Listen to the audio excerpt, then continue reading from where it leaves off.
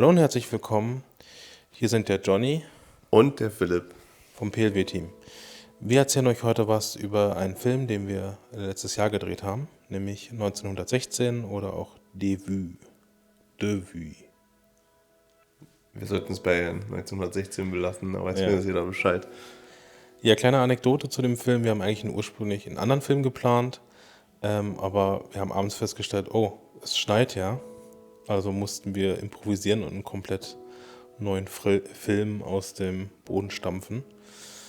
Ja, und das kam dann dabei raus.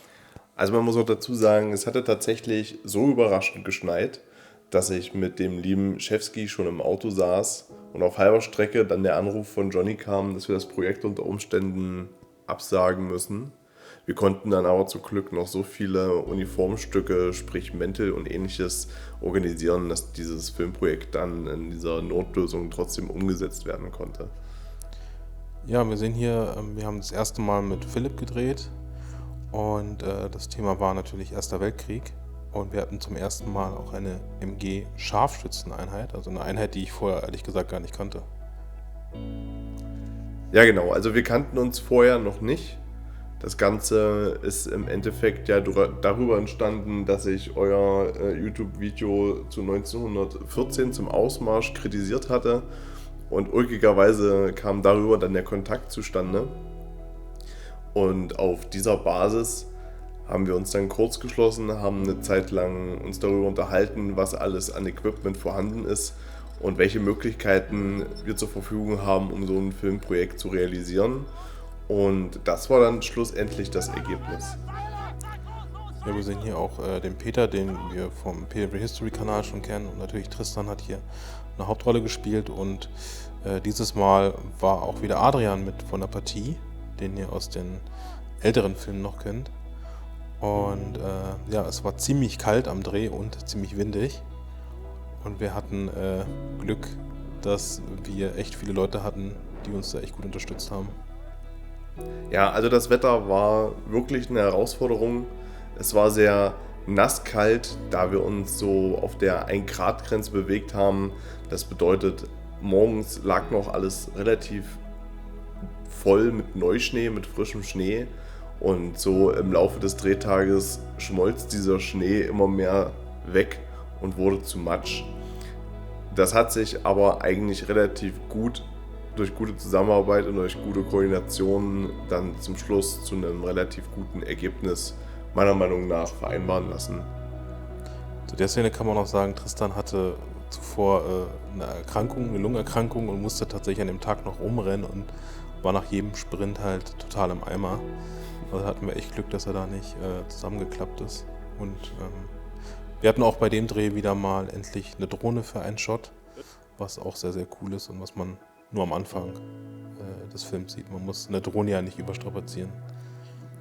Ja, ich glaube, wenn ich das auch richtig verstanden habe, war das auch eins der ersten Filmprojekte, wo wir wirklich mit praktischer Pyrotechnik gearbeitet haben. Also ich sage jetzt schon mal wir, es war natürlich mein erster Dreh mit PLW, aber das ganze PLW-Team an sich. Wenn ich das richtig verstanden habe, wurde das erste Mal wirklich direkt mit Pyrotechnik und Sprengmeister gearbeitet.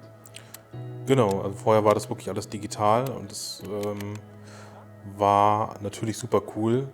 Vor allen Dingen die großen Explosionen wie hier bei der Handgranate. Das hat halt mega viel Spaß gemacht und man sieht einfach den Unterschied, ob du es jetzt digital einfügst oder ob da wirklich Teile rumfliegen.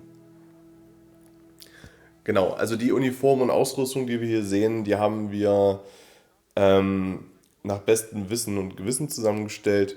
Nach dem, was wir natürlich auch zur Verfügung hatten. Es ist nicht unglaublich viel. Also möglichst authentische Ausrüstung im Bereich des Ersten Weltkriegs zu beschaffen, ist nicht ganz so einfach. Wobei man hier natürlich sagen muss, dass nach dem Filmdreh und auch durch das Color Grading und Nachbearbeitung und Special Effect man noch viele Sachen wirklich gut kaschieren kann. Also ich denke, es hat im Groben und Ganzen ein sehr gutes Gesamtbild abgegeben.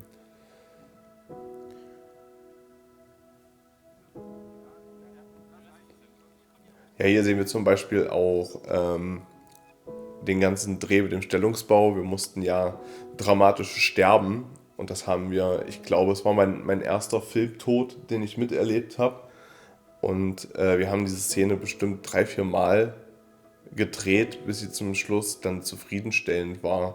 Und das war für uns alle neu. Peter war noch nie bei einem Filmdreh. Ich und Heiner, also Heiner ist der Kollege, der da noch mit MMG zu Werke ist. Wir hatten vorher schon bei einem anderen Filmteam, bei Captorga, den Film Sei mir nicht Kram gedreht und hatten da dann schon erste Einblicke ins Filmbusiness und haben das quasi dann mit dem Dreh mit Paralight Works nochmal intensivieren können.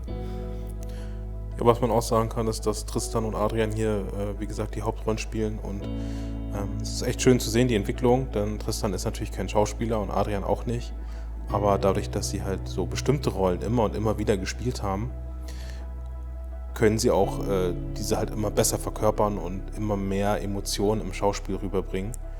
Und da merkt man einfach durch die viele Erfahrung dann, dass tatsächlich sich da auch immer wieder mehr und mehr bessere Schritte ergeben, dass die immer besser werden. Die Szene hat mir besonders cool gefallen. Also ich wollte schon immer mal was mit Giftgas drehen. Wir haben das halt hier wirklich probiert gut zu machen. Das Problem war, der Wind hat so ein bisschen uns einen Strich durch die Rechnung gemacht, deswegen war es eigentlich relativ realistisch, weil Gas ja auch so eine unberechenbare Waffe war, weil wenn es gewindet hat, dann war das natürlich sehr schwer einzuschätzen. Und hier war das dann auch der Fall, der Wind hat halt ständig gedreht, aber wir haben trotzdem noch 1, 2 gute Shots hinbekommen. Ja, man muss auch dazu sagen, wir hatten auch nicht unendlich viele Versuche. Ich glaube, wir hatten eine oder 2 von diesen Enola-Rauchgranaten, die man eigentlich ganz primär für das Airsoft benutzt. Und davon hatten wir nicht so viele zur Verfügung, deswegen musste dann der Take wirklich beim ersten Versuch sitzen. Das heißt, wir haben den ein paar Mal geprobt und dann einmal scharf gedreht, in der guten Hoffnung, dass der Wind so ein bisschen das macht, was er soll. Und das hat dann zum Schluss auch recht gut geklappt.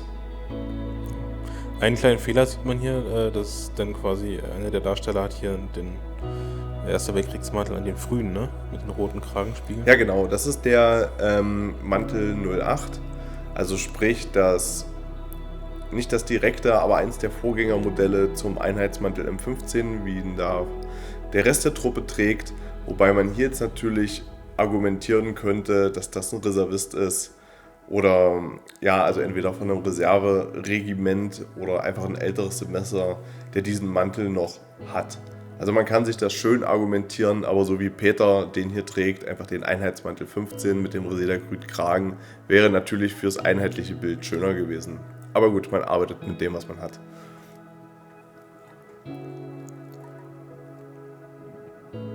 Auch hier könnte man als Fehler werten, ist aber tatsächlich keiner im eigentlichen Sinne. Und zwar ist das der frühe Brotbeutel, sprich noch in senfgelber Färbung. Aber auch das ist ein Ausrüstungsgegenstand, der wirklich aufgetragen wurde. Also kann man schimpfen, muss man aber nicht. Ich denke, das Bild ist einheitlich recht gut. Ja, das ist dann für die totalen History-Buffs unter euch, die tiefer in dem Thema drin sind. Und auch für die absoluten Nerds, was Uniformierung und Ausrüstung angeht. Was ein bisschen schade ist, ich hätte mir gewünscht, ich wäre für meinen Teil schon besser im Thema Erster Weltkrieg drin gewesen. Durch unsere History-Videos weiß ich halt ein paar bestimmte Sachen mehr.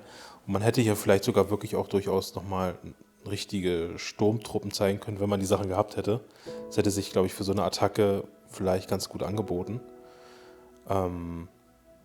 Ja, aber hinterher ist man immer schlauer, ne? Und beim nächsten Film dann irgendwann. Genau, es sind ja noch andere Projekte in dem Bereich geplant. Inwiefern die bald umgesetzt werden können, ist noch ein bisschen fraglich. Aber schauen wir mal und hoffen wir das Beste. Ja, dann bedanken wir uns ganz herzlich fürs Zuschauen und wir sehen uns beim nächsten Video. Tschüss!